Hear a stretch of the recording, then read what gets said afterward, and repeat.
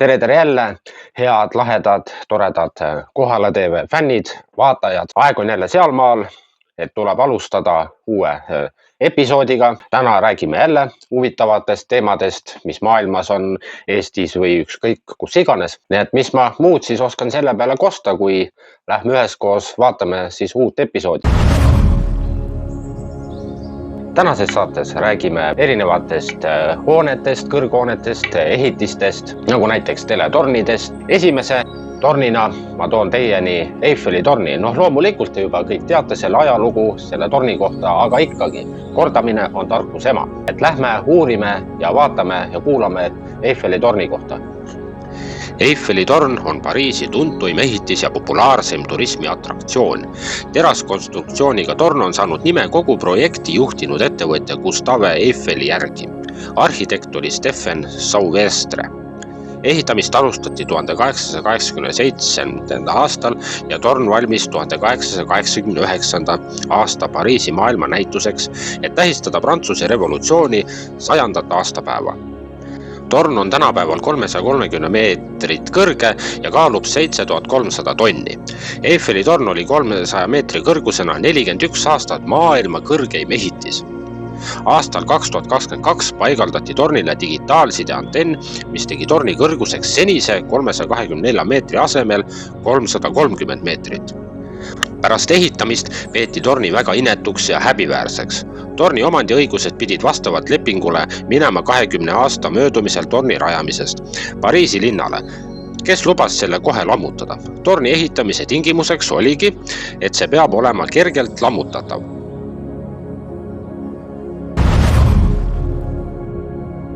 Väga paljud teist kindlasti on Riias käinud ja võib-olla äkki vaatajate seas leidub kedagi teist, kes on käinud Riia teletornis. Ja kui ei ole, saate iga kell minna, aga enne seda, kui te mõtlete sinna minna, siis räägime natukene Riia teletornist. Riia tele- ja raadiotorn on kõrgem ehitis Balti riikides ja Euroopa Liidus. Torn ehitati aastatel 1979 kuni 1986. Torn on 368,5 meetrit kõrgel. Ta on kõrguselt 3. Euroopas ning 14. maailmas. Torn asub Riias Sakussala saarel ja asub umbes 7 meetrit merepinnast kõrgemal. Torn alustas tööd 1986. aastal.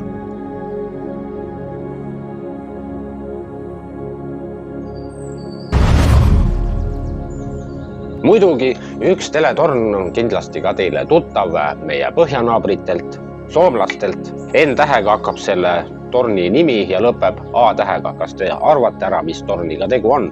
Kui ole, siis palun vaadake. Näsin-Neula on vaatetorn Soomes Tamperes. Torn ehitati aastatel 1970 kuni 1971. Sellel on projekteerinud arhitekt Pekka Ilveskoski. Torni kõrgus on 168 meetrit, see on Põhjamaade kõrgeim vaatetorn. Torn avati 1971. aastal ja see asub Särkänniemi lõbustuspargis. Tornis asub 124 meetri kõrgusel pöörlev restoran. Ühe täispöörde teeb restoran 45 minutiga. Torni välimus oli inspireeritud Seattle Space Needlesist ja pöörleva restorani idee võeti Puio tornilt Kuopios. Torn asub lähedal asuvast Näsijärvi järvest 15 meetrit kõrgemal. Tornis on 2 valmet seljude lifti.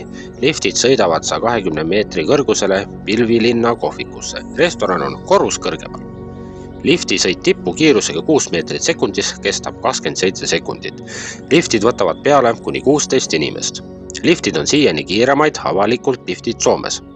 Elektrikatkestuste korral käivitub torni enda avariigeneraator. Hädaolukorras võib inimesed evakueerida treppide kaudu, millel on 700 astet.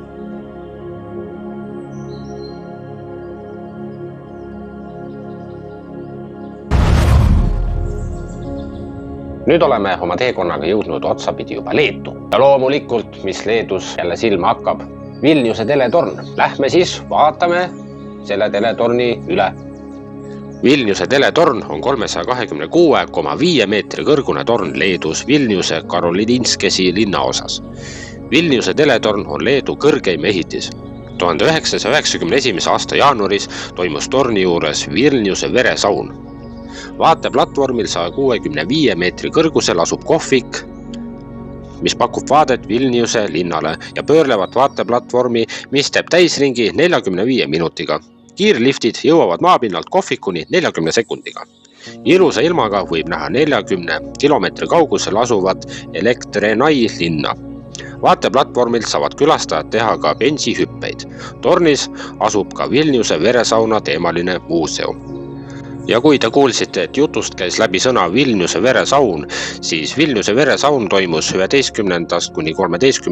jaanuaril 1991, mil Leedu iseseisvuse toetajad kaitsesid Vilniuse teletorni ning neid ründasid NSV Liidu sõjaväeüksuste, sealhulgas NSV Liidu riikliku julgeolekukomitee eriüksuste alfa sõdurid. Hukkus 14 leedulast, neist üks sai südamerabanduse, kõik hukkunud olid täisealised, neist üks oli naine. Lisaks hukkus omade tule tagajärjel üks KGB leitnant, keda postuumselt autasustati punalipu ordeniga.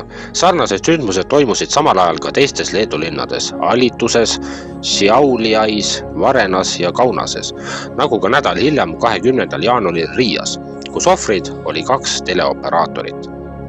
20. jaanuaril külastas Leedut Islandi delegatsioon eesotsas väliministri Jon Baldvin Hannibalssoniga, kes ütles, et Islandi valitsus kaalub tõsiselt Leeduga diplomaatiliste suhete kehtestamist.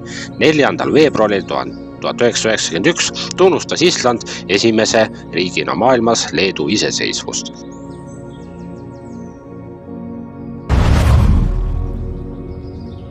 Aga nüüd põikame korraks Saksamaale ehk siis Berliini ja vaatame, milline torn meid seal üllatab. Berliini teletorn on Saksamaa pealinna Berliini kesklinnas asuv teletorn.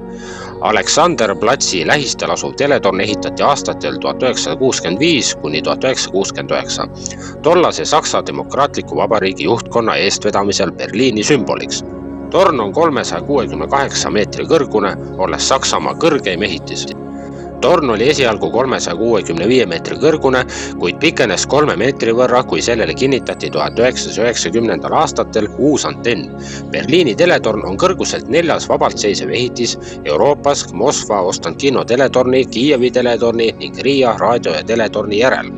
Berliini teletorni kerakujulises osas asuvad vaateplatvorm ja pöörlev restoran.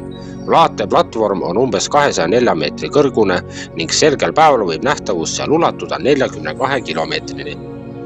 Iga 30 minuti jooksul täisringi jagu pöörlev restoran asub mõne meetri võrra vaateplatvormist kõrgemal. Teletornis on 2 lifti, mis viivad külastajad 40 sekundi jooksul maapinnalt üles. Antenni kõrgus 118 meetrit, antenni läbimõõt 1,80 m, kera keskosa kõrgus 212 meetrit, vaateplatvormi kõrgus 203,78 meetrit, restorani kõrgus 207,53 meetrit, restorani pöörlemiskiirus 2 korda tunnis, 1 kord tunnis õhtul, teletorni jalami läbimõõt 32 meetrit. Vaateplatvormi läbimõõt 24 meetrit, restorani läbimõõt 29 meetrit, kera läbimõõt 32 meetrit, betoonist tüvekaal 26 000 tonni, kerakaal 4800 tonni, antennikaal 245 tonni, lifti kiirus 6 meetrit sekundis ja vundamendi sügavus 8,75 meetrit.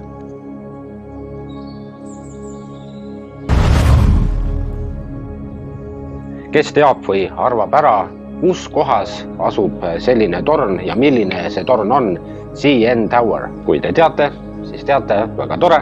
Kui ei tea, siis lähme vaatame. CN Tower on teletorn Kanadas Torontos, maailma kõrguselt 5. vabalt seisev ehitis. CN Tower oli maailma kõrgem ehitis 34 aastat, kuni Burj Khalifa Dubais aastal 2007 selle tiitli üle võttis. See on siiski kõrgem vabalt seisev ehitis läänemaailmas ja Toronto üks sümboleid. Tornis asuvad vaateplatvorm ja restoranid. Aastas külastab seda 2 miljonit turisti. Torni ehitus algas 1972. aastal ja lõppes 1976. Torni katus asub maapinnast 457 meetrit kõrgel ja antennitipp 553 meetri kõrgusel.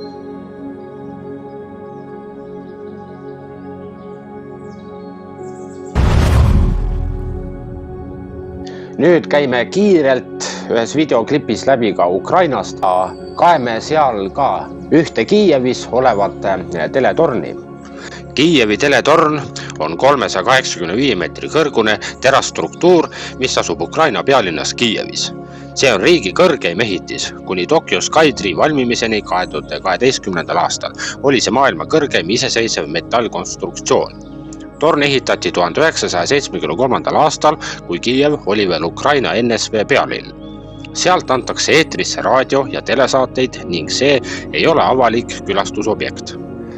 2022. aasta Venemaa sissetungi ajal tabas teletorni rakett, kuid mast jäi püsima ja saadete edastamine taastati paari päevaga.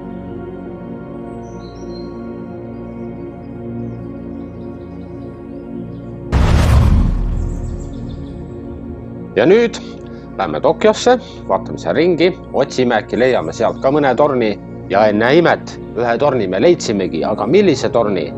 Minge vaadake. Tokyo Tower on tele- ja vaatetorn Jaapanis Tokyos Minato eriringkonnas. See on 332,5 meetri kõrgune. See on kõrguselt teine rajatis Jaapanis. Selle kuju on inspireeritud Eiffeli tornist. 2008. aasta seisuga oli seda alates avamisest külastatud 157 miljonit korda. Asukoht Tokyo, Jaapanis, ehituse algus 1957 aasta juunis. Ehituse lõpp on 1958. Avati 23. detsembril 1958. aastal. Maksumus 2,8 miljardit jeeni.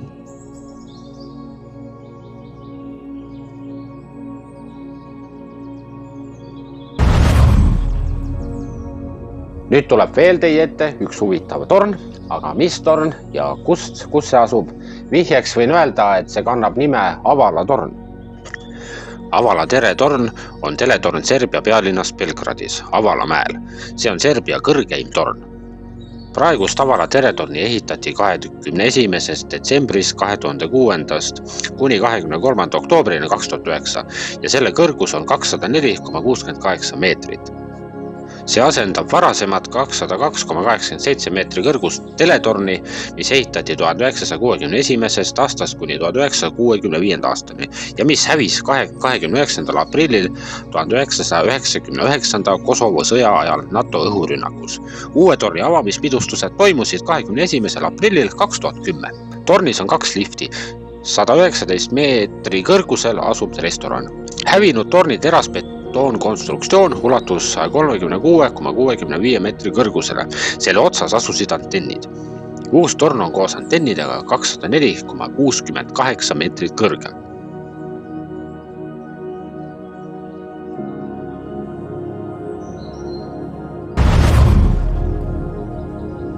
Venemaal on ka olemas erinevaid torne, aga mina näitan ja räägin teile ühest konkreetsest tornist. Ostankino tornist. Ostankino teletorn on Moskvas asuv raudbetoonist teletorn. Aastatel 1967 kuni 1976 oli see maailma kõrgeim torn. Selle kõrgus on 540 meetrit. Vaateplatvorm asub 360 meetri kõrgusel. Pärast pikki arutelusid ja analüüsi otsustati torn rajada rõngas vundamendile. Vundamendi auku rajamine algas 1960 aastal. Torni ehituse käigus rajati ehitusplatsile betoonitehas, kus pesti liiv ja killustik ning segati valmis betoon. Kasutati parimat tsementi, mida Moskva lähedastest tsemendivabrikutest saada oli. Samas oli ka välilabor betooni kvaliteedi pidevaks kontrolliks. Ehitus takerdus korduvalt insener-tehniliste vaidluste ja lahkarvamuste tõttu. Selle tulemusel tugevdati vundamenti ja alles 1964. aastal algas torniosa ehitus. Torn valmis 1967. aastal.